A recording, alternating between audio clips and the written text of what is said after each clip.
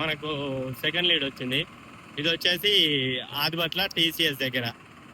అయితే అన్నకు 1 o'clock లోపు రండి సార్, నాకు టైం ఉంది అంటే, సరేలే ఇక ఒక హాఫ్ అన్ అవరే కదా, టైం తీసుకొని మంచిగా వస్తాను. ఇంతసేపు ఆయన వెళ్తున్నా. ఆ కార్ వచ్చేసి మనకు Y20, బ్యాటరీ వచ్చేసి ఎక్సైడ్ 75D23L. కస్టమర్ కూడా కొంచెం నిదానం కాబట్టి నాకు కూడా టెన్షన్ లేకుండా కొంచెం చిన్న అవుతున్నాయి ఇక. సో మీరు ఏ వెహికల్ అయినా BS6 వెహికల్ పర్చేజ్ చేశాక 2-3 years ఒకసారి ఖచ్చితంగా బ్యాటరీ చేంజ్ చేయండి.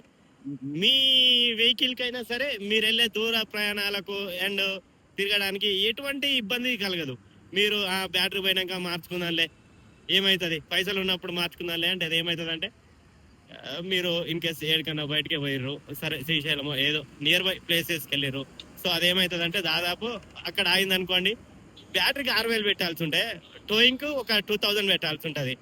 వాని ఛార్జెస్ ఒక 500, ఇవి ఒక 1,500.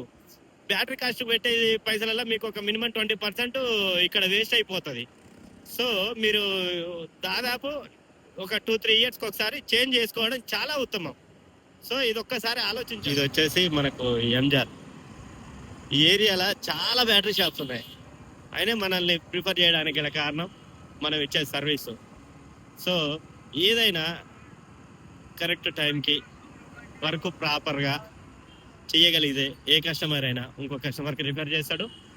మనతో లైఫ్ లాంగ్ ట్రావెల్ చేయడానికి కూడా, అంటే బిజినెస్ విషయంలో ట్రావెల్ చేయడానికి కూడా ఆస్కారం ఉంటుంది. ఏ చిన్న మిస్టేక్ జరిగినా కానీ మన దగ్గరకు ఇంకోసారి రాడు, జై తెలంగాణ అంటాడు, అంతే. ఇంకా వేరే అవకాశాలు కూడా ఉండవు ఇక. సో వీలైనంత వరకు కస్టమర్ని ఇబ్బంది పెట్టకుండా ప్రైస్ విషయంలో కానీ సర్వీస్ విషయంలో కానీ చేసుకుంటూ వెళ్ళిపోతే బెస్ట్. అయితే ఇంత లాంగ్ నుంచి నేను ఆర్డర్ తీసుకోవడానికి మెయిన్ కారణం ఏంటంటే, ఇప్పుడున్న సిచ్యువేషన్ కూడా కరెక్ట్ లేదు. బ్యాటరీ బిజినెస్ అయినా సరే, ఏ బిజినెస్ అయినా సరే 2-3 years నుంచి అయితే మరీ ఘోరంగా ఉంది.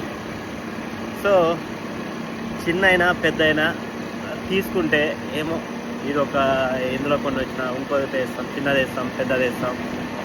సో ఇది అంటారు కదా, ఒక్కొక్క మెట్టు అని.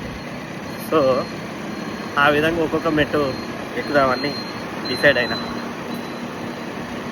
ఎక్కితేనే అవుతుంది. నేను చాలా పొరపాట్లు చేసిన, ఏం కాదులే, ఒకటేసారి సంపాదించుకోవచ్చు అని 2-3 బిజినెస్లోకి వెళ్ళి చాలా నష్టపోయినా.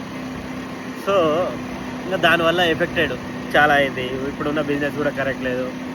సో దూరమో దగ్గర వచ్చిన కాడికి చేసేద్దాం అని డిసైడ్ అయినా, అంతే, వేరే ఏం లేదు ఇక. సరే వెళ్దాం ఇక. దాదాపు మనం టీసీఎస్ దగ్గరికి అయితే వచ్చేసినాం. ఒక 100 meters మరి రాణికచ్చో నారిల్ ఇంకా 25th రోజు క్రిస్మస్ వెళ్తున్నారు. ఇదే వచ్చేసి టీసీఎస్.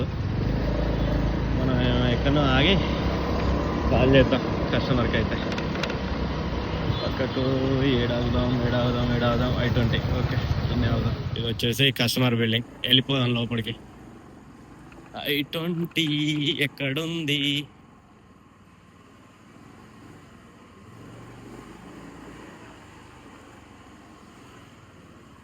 ఇదే వెహికల్. ఓకే,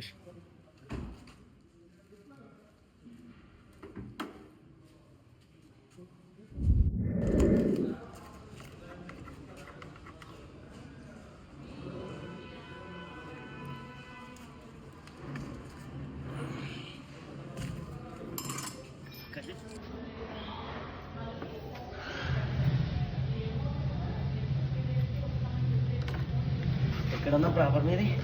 ఆంధ్ర అన్న. ఆంధ్రాలో ఎక్కడ? ఈస్ట్ గోదావరి. ఈస్ట్ గోదావరి. సంక్రాంతికి అట్టనే ఉంటుంది అయితే. దాదాపు ఇలాంటివి అవాయిడ్ చేయండి. ఓకే, ఎందుకంటే ఇవి పెట్టినప్పుడు సర్క్యులేషన్ అనేది ప్రాపర్గా ఛార్జ్ కూడా కాదు. ఇంకోటి ఏంటంటే రస్ట్ ఎక్కువ రావడానికి వీలు ఉంటుంది. సో దాదాపు అవాయిడ్ చేయండి. వీలున్నంత వరకు ఇవి దగ్గరికి అనుకోండి. షూర్.